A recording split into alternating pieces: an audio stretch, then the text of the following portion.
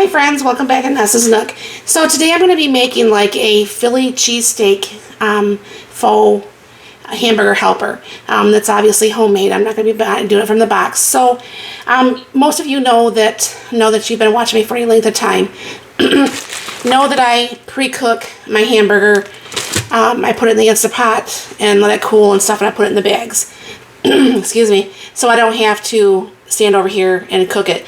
Now what I'll be doing with this is I will be actually cooking in the pan, but it's only just enough to pretty much cook up the onions and green pepper. So I'm going to go ahead and bring you down here and show you what we're going to do here. So I got my pan out here. I go ahead and put a little bit of the onion in here.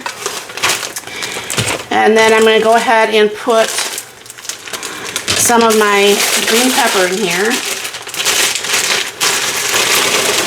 Now you could use these fresh if you have them, or whatever happens to work best for you. I'm going to go ahead and put in my package of hamburger and re-squish back up the, make sure it's nice small pieces.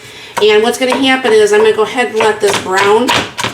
And I will be adding some beef broth, some tomato sauce, and some spices. Now, I've been using this that I got from Gordon Food Services. It's actually got paprika, onions, garlic, and pepper in it.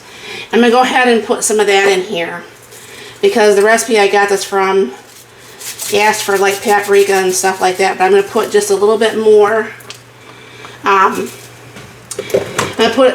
Let me get my spoon out, I forgot about that. I'll be putting some, here when this is cooked a little bit more, I'm going to be going ahead and putting some of that fresh garlic in there. And I'm going to go ahead and just put just a little bit of salt and just a little bit more of the onion garlic mix. And I'll go ahead and get this browned up and I'll show you the next step. Meanwhile, I put the lid on to keep the heat in there.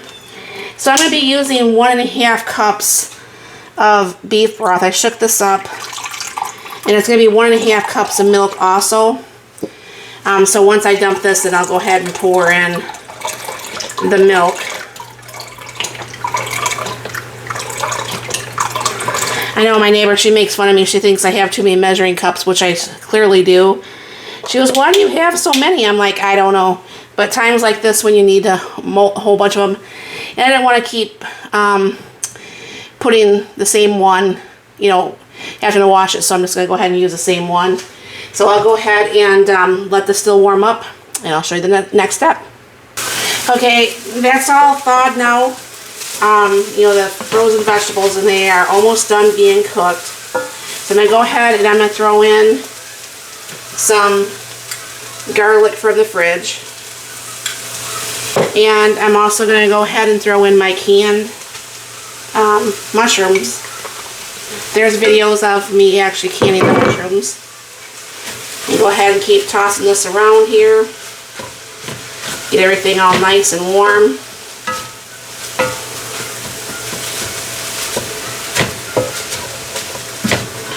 I'm going to go ahead and put in my 1.5 cups of beef broth.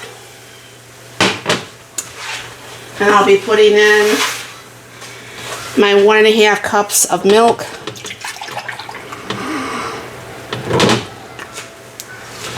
Put that in there. And then I will be putting in the 8 ounces of tomato sauce. And I'll be putting in 2.5 cups of pasta. So let me get this pasta in here. I just got stuff all over my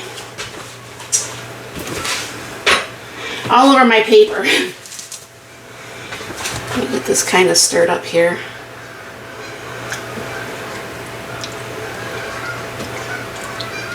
Oh yeah, you're supposed to put in some steak sauce, but I thought instead of steak sauce, I'm just going to use a little bit of Worcestershire sauce. Just a little bit of that, because I'm not a big fan of steak sauce. Mark likes steak sauce, but I'm not the biggest fan of it, that's for sure. I look at it like this. If you need steak sauce on a steak, you've made your steak wrong. Is what my thought is. So I'm going to go ahead and put in the 2 cups.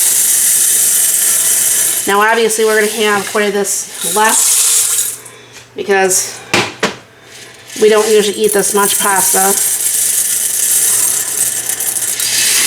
Alright. Put that in there. Get out the rest of the pasta. I make a big mess today, I swear. So I'm going to go ahead and I'm going to get this all mixed in. And what I'm going to do is put the lid back on. That's why I was using this pan, because I don't have a big wide pan. I have my Dutch oven. But I think it'd just be easier to go ahead and use this. And I'll go ahead and put the lid back on. The pasta's going to go ahead and cook. And then we'll go ahead and put the cheese on here. Alright, so the pasta's done. Grab a handle here. Forgot to grab a... Kind of stuck a little bit to the bottom, but that's okay. I wasn't out here. I was in my office playing around. That's why a lot of times you'll see me cooking with my gadgets, because I forget I'm cooking.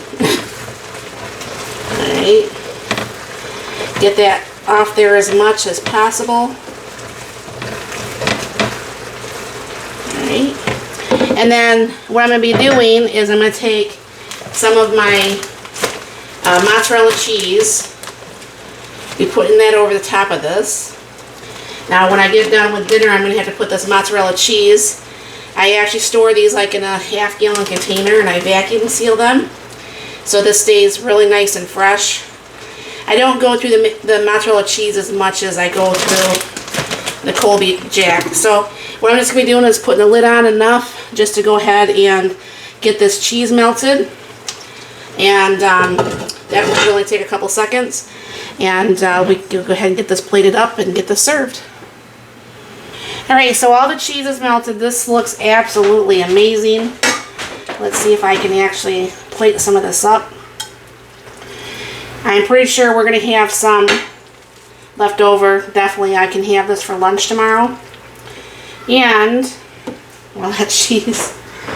That yummy, yummy cheese. And then the rest of this we're going to probably put in meal size containers and put this actually in the freezer. So my question to you all, have you ever made something like this? And if you have, what different things did you do with this, with yours, that I didn't do with mine?